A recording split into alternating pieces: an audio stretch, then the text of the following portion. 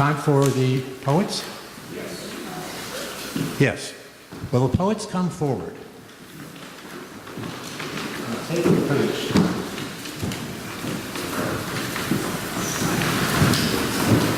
So these are 4 poems. Some of them are Originals, some of them are borrowed.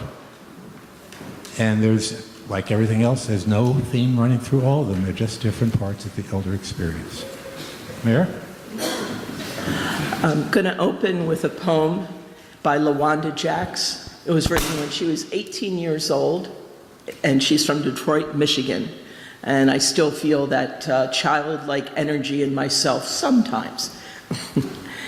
You Bring Out the River in Me by LaWanda Jacks.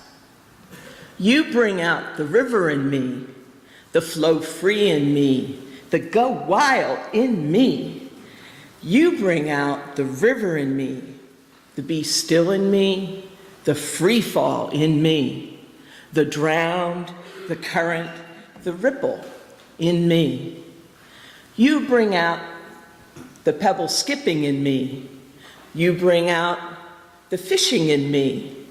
You bring out fresh air in me, the swim in me, the sun moving across the water in me, the I have no worries in me, the laughing, the enjoying the day with my dad in me. You bring out the peace in me. Thank you.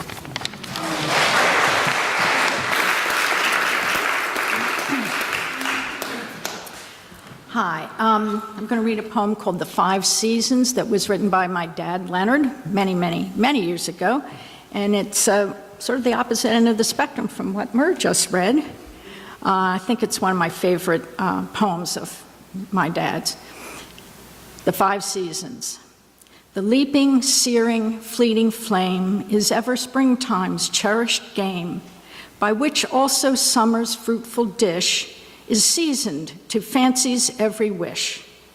But the repasts of the autumn of life, beyond summer's harvest and strife, are by the afterglow of the ember, when the flame we scarce remember, until winter gently comes to freeze the caress of life's ebbing breeze, when earthly moorings are slipped to unseen shores to be shipped.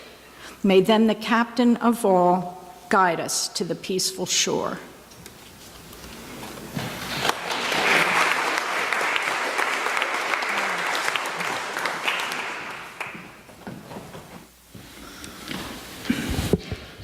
Jerry Whelan and Walt Siglowski have shared their wisdom with me by suggesting that aging is a multifaceted process.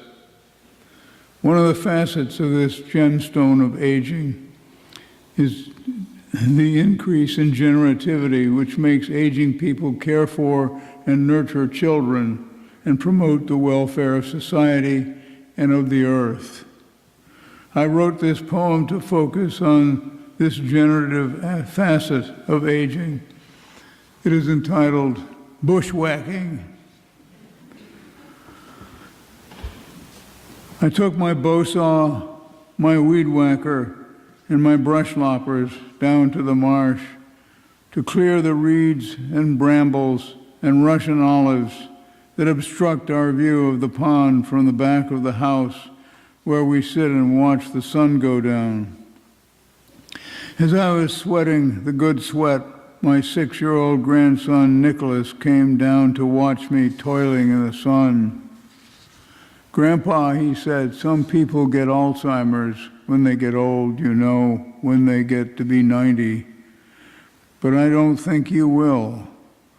And then they can't work like that. But I don't think you'll get old like that."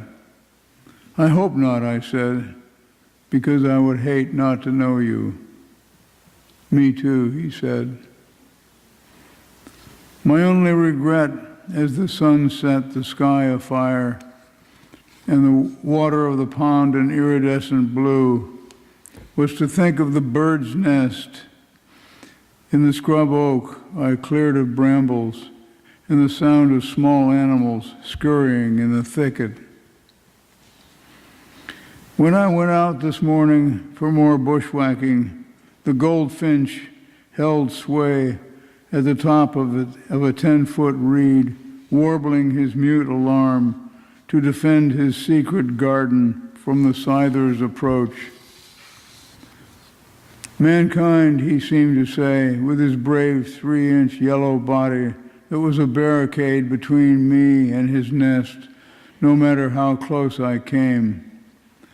Mankind seems to be intent on the quashing of my habitat, to preserve the long view of sunsets.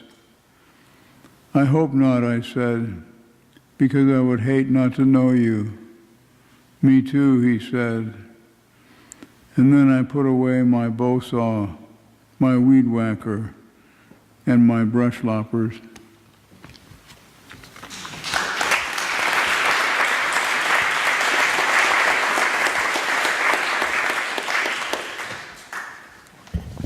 And I wrote this brief poem for my 80th birthday, which I took as an opportunity to see life as a journey that can be measured in distance and speed, as well as time. Today, I began my 81st trip around the sun. Each year, 293 million miles journey.